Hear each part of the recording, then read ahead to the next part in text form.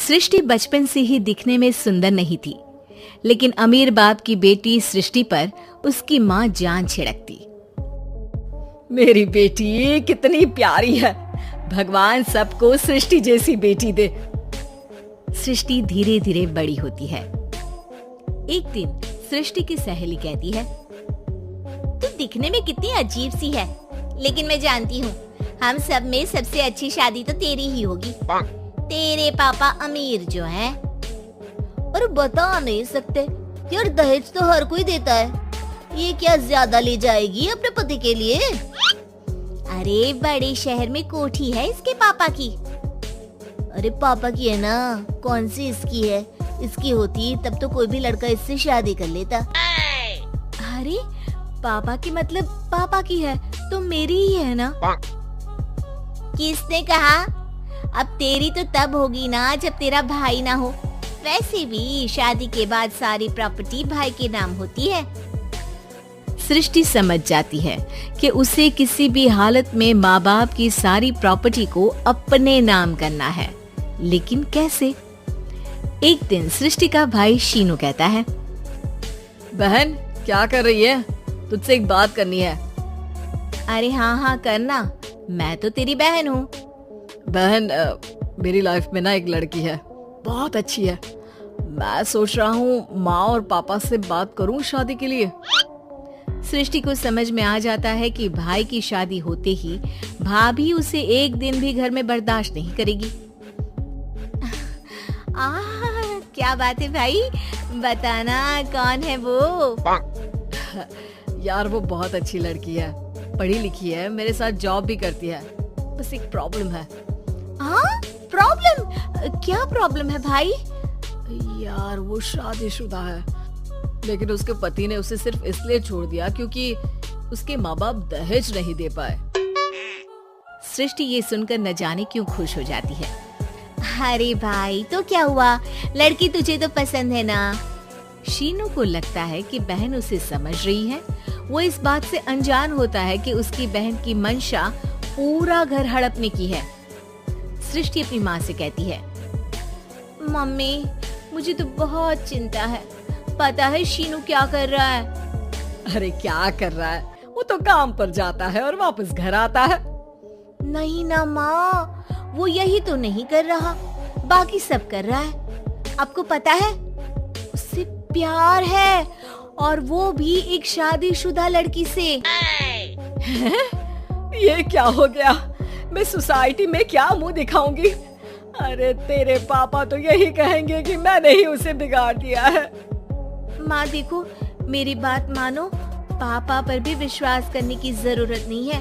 अब आप ही बताओ, पापा इतनी देर घर के बाहर रहते हैं क्यों? बोलो। अरे बेटा वो तो नौकरी करते हैं ना।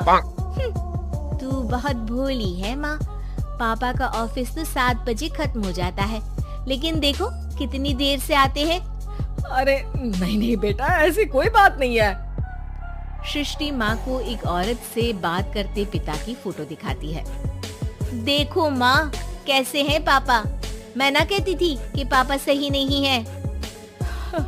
मैं तेरे पापा से बात करूंगी, दे फोटो मुझे। ओ माँ, वो तो डिलीट हो गई। लेकिन चल, तूने तो देख लिया ना, पापा से बाद में बात कर लेना। और हाँ, मेरा नाम बिल्कुल मत लेना। हाँ माँ। अब क्या था, सृष्टि के माँ और पिता के बीच झगड़ा होना शुरू हो जाता है। सृष्टि के मन में क्या चल रहा था कोई नहीं जानता था। एक दिन, माँ सृष्टि के लिए एक लड़का देखा है, वो लोग शाम को उसे देखने आने वाले हैं। और हाँ माँ, एक खुशखबरी, मैं और पापा मिलकर एक नया बिजनेस ट्राई कर रहे हैं। शाम को लड़का आता है, सांवले रंग का। सृष्टि को तो बिल्कुल भी पसंद नहीं आता। लड़की की माँ कहती है, लड़की का चेहरा तो कोई खास नहीं, लेकिन अगर मेरे बेटे को आप लोग सेटल कर दें तो मैं उसकी शादी आपकी बेटी से करवा दूं। सृष्टि को लड़का बिल्कुल पसंद नहीं था। उसे भाई पर गुस्सा आ जाता है। लड़के वालों के जाने के बाद कहती है, माँ देखा शीनू मेरे लिए कैसा लड़का लेकर आया, न दिखाने लायक न सुनने लायक, सेटल भी नहीं, वो भी हम करे। अरे माँ, मैं जानती हूँ ये मेरी शादी किसी भी घर में क्यों करवाना चाहता है। अरे कैसी बात कर रही है बहन, तूने तो देखा ना, लड़के को मैंने ही मना कर दिया तुझसे शादी के लिए। जिसने लड़का बताया था उसने उसकी बहुत तारीफ की थी। बात आई गई हो जाती है, लेकिन सृष्टि का मन शांत नहीं होता। क्या करूँ, कुछ समझ में नहीं आ रहा। मेरी शादी हो गई तो ये लोग पूरी प्रॉपर्टी शीनू के नाम कर देंगे। मेरे हाथ तो कुछ लगेगा ही नहीं। तभी सृष्टि को आइडिया आता है। वो किसी वकील को फोन करती है।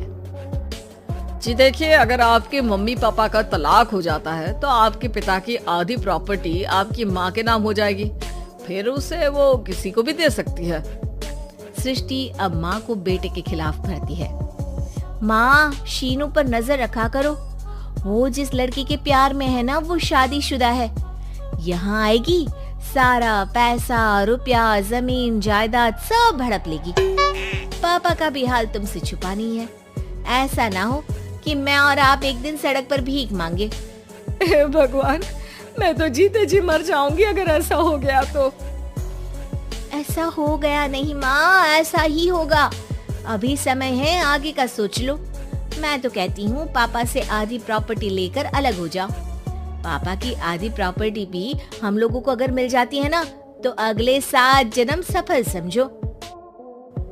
बेचारी माँ बेटी के कहने पर पति से तलाक लेकर अलग हो जाती है। सृष्टि अब पैसों से गाड़ी और अपने दूसरे महंगे शौक पूरे करने लगी।